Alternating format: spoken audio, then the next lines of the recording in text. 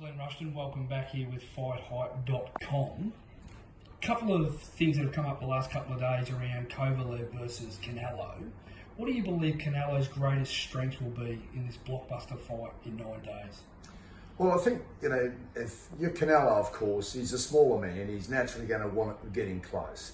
It's the logical thing for him. He's got a great chin, and in close, I don't think Kovalev is quite as dangerous. So for Canelo, he'll want to fight this fight in a phone booth, as close as he possibly can.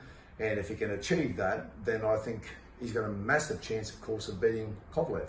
Kovalev, of course, if he was smart, he'd have a really good look at how Floyd Mayweather beat Canelo, and he'd see he did it with gap control. So again, he's got to fight him from long range, and that is going to be the key to the fight.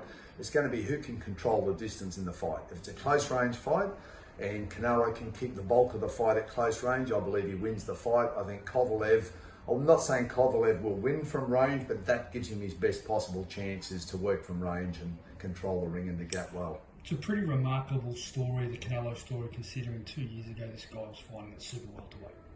It's crazy, it is, it's phenomenal. It's a testament to show that if you've got the boxing skills, you can go through weight divisions, and it takes us back to the origins of boxing where there were no weight divisions, and someone like Les Darcy was the middleweight and heavyweight champion at the same time. So it's incredible to think that now someone in this day and age of this era can do what Canelo's done. So yeah, kudos to Canelo. Can an aging Kovalev keep up with the pace of a prime Canelo, who's now in his prime though? It's a big effort, isn't it? It is. I think Kovalev, what he's got to do is not only has he got to fight this from range, he's got to keep it a short combo, long range fight. If he gets engaged in long combinations and long flurries, then the youth of Canelo is going to take its toll. So he's got to keep this down. It's got to be all about ring and gap control. He's got to box him from the outside. He's got to be able to get in and get out without getting hit too much and not engage in long flurries. If he starts engaging in long flurries, then he's in serious trouble. A big win if Canelo wins, and a lot of people say that he should win. What does Canelo do moving forward? Does he stay at around about the 168 or this fight at 175? Or does he go back down to that middleweight at around about 116 where he's proven he was very dominant? Yeah, I think that's what he's got to do. I believe that Canelo should stay, anywhere between light middle to middle, around that range, as he's definitely his best. And of course, yes, while he's fighting aging boxers, he may be able to beat them. But if he's going to fight the absolute boxers at their best, I think fighting them at light heavyweight is just crazy. He's 5'9". In saying that, is Canelo Triple G still a prize fight, and would it be marketable to do that fight, or is it sort of something that Canelo probably can move away from? Do you see that fight still being a massive mega fight? Yeah, there's obviously some concerns over Golovkin after the last fight, the way he fought, the damage that he suffered in that fight, and obviously Golovkin, I know they've tried to work on his defence and so forth, but he has been hit a lot, and that's something now at his age, I think he's 37 now, Kennedy, so he's got to start to look really, really deeply at this and how he would fight Canelo again.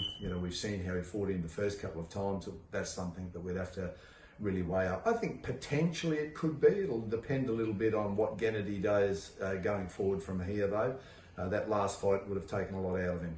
Dennis Hogan, first time you and Dennis have actually fought in America, this fight, isn't it? Is that right? Yes, first time we have. Dennis has fought over there before, 4 or 5 times before. Yeah. So he's fairly experienced over that way and very relaxed. Massive opportunity this for you as a trainer. It's your first fight on Showtime.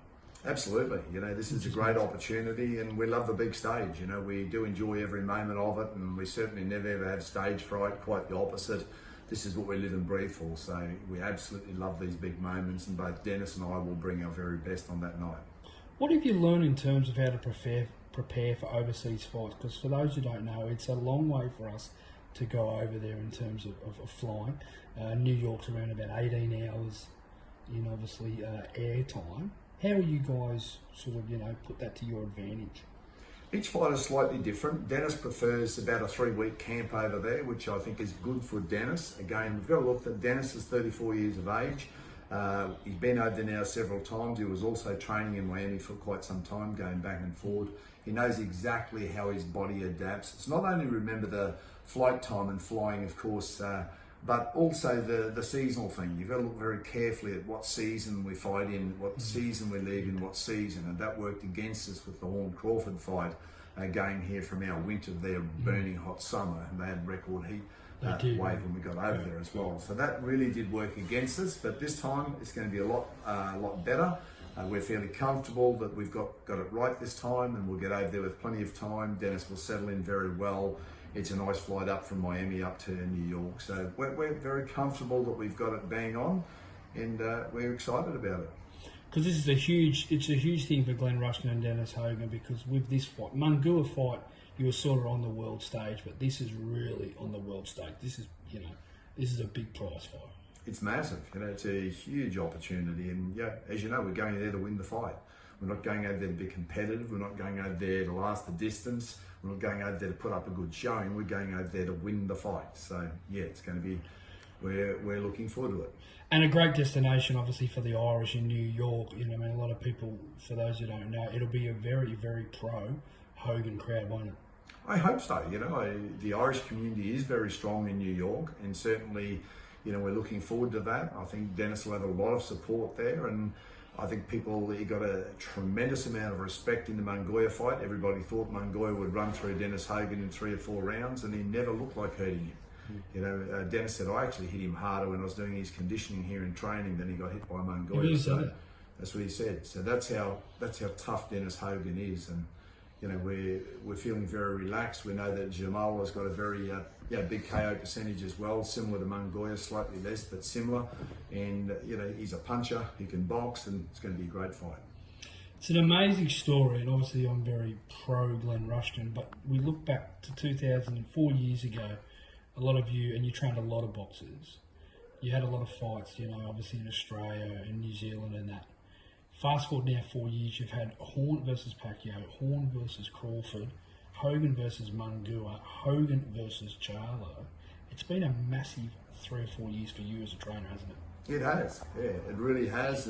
But I've spent a lifetime studying in the fight game. I've been involved since I was 12. It's nearly 5 decades.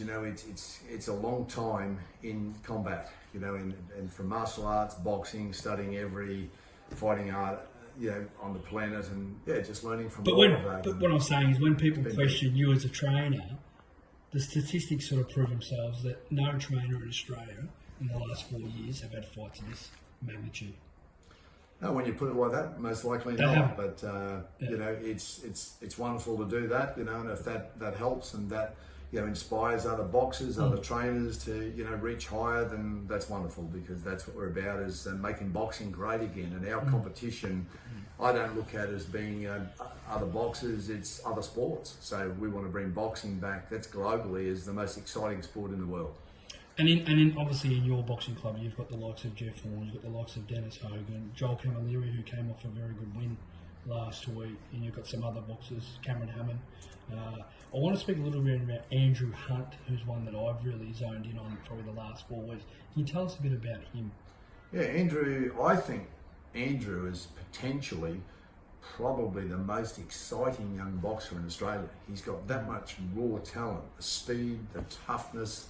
He's a southpaw, he's young, he's been fighting since he's 6, boxing, so a lot of experience for a young man, listens well, presents really well, smart looking young guy, great attitude, really grounded. He's got a lovely young wife and a baby as well, a son, so he's very stable. He ticks a lot of boxes, Andrew. And with his speed and toughness and skill set, I mean, there's times when you watch Andrew and he's on another level. He's a showman too, isn't he? Yeah, he is. He's very charismatic guy. Charismatic, exactly. Very good to watch. He does. He loves the stage. He loves to perform. He's a performer. He's got that little tinge of Mayweather in him, where he just loves the stage, and he's dedicated. So, I'm excited about Andrew's future. Just really excited if we can keep him in great shape and going where he is, and he'll achieve big things. With the fighters that are coming through, and obviously, the Joel Camilleras and the ones that we just mentioned, is Andrew probably the next one that you could probably see that will probably go that way, like Jeff and Dennis did? He's got the potential. He's got the potential and the hunger, which is always the key. Is a lot of people have the potential, but do they have the hunger? Will they do whatever it takes? So, yeah, Andrew is certainly.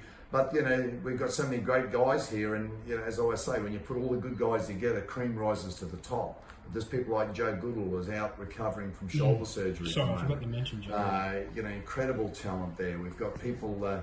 Joel Camilleri now is emerging. And he had a shutout victory virtually against Sam Columban. So 9 rounds to 1. Yeah, I think one judge had it 10, one had 9, one had 8. But that's an amazing performance. So but we've just got so much raw talent here. But Glenn, that also comes down to when people question your style. Your style obviously proves it has a winning success. You know what I mean? From a boxing analyst, I've seen Joel Camilleri fight for 2 years, a little bit. The performance I saw him was a lot different to his previous trainers, and probably getting the best out of him now. Thank you. Yeah, that's the plan, is to always get the best out of each boxer. They're all different. They're all human beings. And it's just trying to get the very, very best out of them. But if they've got a dream and they've got the dedication, then that's a great start. And your mental side of it, you bring a lot of the mental side to it as well, don't you? Very much. I always look at boxing as a combination of science and psychology. And when you get the two and blend them beautifully, you end up with art. And that is, as I say, when the magic happens. So it's trying to get that right blending and get the science and the psychology right. But there's a lot of things that have to do right, as you know. So we've got Australian boxing right now. Would you probably say Dennis Hogan is probably the face of Australian boxing now? There's no disrespect to Jeff and Zerafa, but when you're looking at the biggest stage, Dennis Hogan's number one, isn't he? Right at the moment, yes. I think right at this very moment, Dennis Hogan is the face of Australian boxing. Like he's leading the pack right at the moment, and he's just so hungry. As you know, when you come in the gym, he just oozes confidence and dedication. Getting back to Australian boxing, you look at the likes of Dennis, Zerafa Horn, Tim Tszyu, Maloney Brothers, George Kambosos, Matteo Tapia. There's a lot of great fighters out there now in Australian boxing. However, what does it take for us to get a huge fight back in Australia?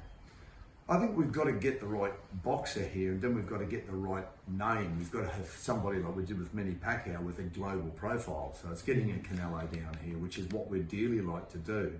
And I'm working towards that sort of fight in the future, but we've got to, of course, get ourselves back up into position for that.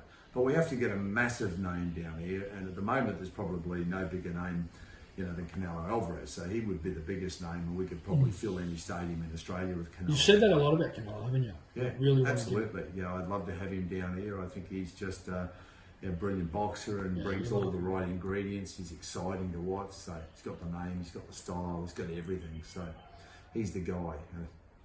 What boxers, but away from the Horns, the Raffas, and obviously the Hogans, those other names that I mentioned, that could potentially get that opportunity? Because when Jeff went from fighting for Nauka to get that opportunity against Manny Pacquiao, that was a massive opportunity that came forward. Absolutely. Which was teed up from you, Dean, and obviously Bob, yep, after Jeff's incredible performance against Fanauka. But a lot of boxers in Australia struggle to get that, don't they? They do. Why is that, Buckley? You've got to basically put yourself into position. This is the key to it all, is putting yourself into position. You just got to keep delivering fight after fight after fight. You've got to keep stepping up. And a lot of people, if they realise that Jeff fought like 10 world-ranked fighters in a row to get to where he was. It just didn't happen by accident. You can't go and fight 20 Thai taxi drivers and then expect to get a shot at a Canelo or a Manny. It just isn't going to happen.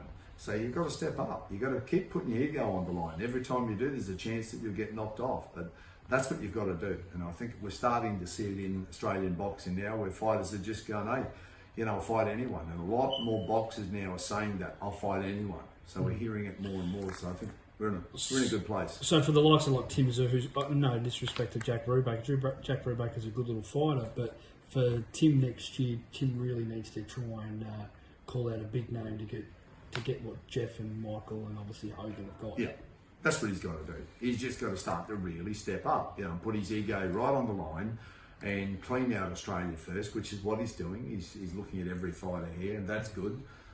But it is time to start stepping up and going, let me start every fight, like I did with Jeff. Minimum is they had to be world ranked, and they had to have 20 fights is what I was looking for. You condition him in. KO, You conditioned him in, didn't you? Yeah, condition him in, you know, and you've just got to do that. And, if you're going to be found wanting, you may as well get found wanting on the way up. There's no point becoming a legend in your own mind, fighting nobodies and then thinking you're better than you are. You need to actually prove it. So that's the key, is just keep stepping him up. And a lot of fight trainers, promoters, they say they step them up, but the last minute they weaken, and you'll see, oh yeah, this guy's either very old or very low KO percentage, or he's fought nobody, so they really haven't stepped up. So you've just got to step up, and that's the key, and do it in nice progressive steps. And if he does that, then we will find out very soon whether he's going to make it at the top level. 7 weeks away, or 6.5 weeks away now, from Andy Ruiz versus Joshua 2. A lot of talk lately around Andy Ruiz losing some kilos and some pounds. Do you think that's going to be a good way to go into this fight, coming in a lot lighter? Because when he came in heavy the first time with his incredible hand speed, he beat Joshua. Why does he want to drop so much weight and come in a lot fitter? Personally, I think it's a great move. Okay, I fully endorse it. I think it's a terrific move. And if I was Joshua, I wouldn't play Russian roulette this time. If I was Joshua, I would outbox him. He's an Olympic gold medalist. He's got great boxing skills. And if you go back and watch the Joseph Parker-Andy Ruiz fight, at range, Joseph was winning that fight. But when he engaged in long combinations, Andy Ruiz's hand speed kicked in, and Joseph lost his advantage. And the same thing happened in the Joshua Ruiz fight, is when Anthony Joshua tried to trade with him in those long combos, then Andy Ruiz was very competitive and very dangerous there. But if Anthony Joshua could outbox him from range, he's 6'6", he's a big man, he can really box, he can move, and that's what he has to do. And of course, Ruiz, realises that is going to come in and try and outbox him this time. So he realises, I've got to be able to match him in the legs. So it makes sense that if you're lighter, his footwork would be better, it'd be better at gap control, it'd be faster across the gap. So hopefully, if Ruiz gets it right, he won't lose too many points on the outside, and then of course he'll be able to engage more often on the inside and hopefully win those long combinations. So if I was looking at that fight, Ruiz and Joshua, I would have done exactly what he's done. So I take my hat off to his trainer and to Andy Ruiz, and it's put him back into this fight with a really good chance. Who wins it, Glenn? I still think that Anthony Joshua will win this fight. I still do believe that. I think he will outbox him. I don't think he'll be going for the KO. I think he'll be happy just to continually try and break him down. Probably a little bit like if you watch the Joseph Parker-Anthony Joshua fight, whereas that was a fairly competitive fight, but Anthony Joshua did manage to outbox him. So, I still believe that Anthony Joshua will win the fight, but I think it'll be a very competitive fight, and particularly with the weight drop by Ruiz, I think it's going to just bridge that gap even more so. You know a little bit around, you know a lot about boxing obviously, but around, your heavyweight boxers. Out there now, the likes of Joshua and Ruiz, the Wilders, the Furies. Who is the best heavyweight you believe in the world at the moment? Yeah, I still believe that on his day, Anthony Joshua's probably there, but there's so many great boxers. There's Joe Joyce, there's Yoka emerging now, the gold medalist from the Rio. There's, obviously Andy Ruiz has shown his skills and talents. There's still Joseph Parker lurking around. There's Dillian White. There's obviously Deontay Wilder and Fury, and incredible. It's a strong category, isn't it? Great division at the moment. I think it's so exciting for the heavyweight division the way it is at the moment, and it's just opened up beautifully. And of course, I've got people like Joe Goodall emerging as well in the background there. So it's an exciting division, probably the most exciting it's been for a very, very long time. So great division. Awesome. All right, mate. Thanks for your time. Always welcome.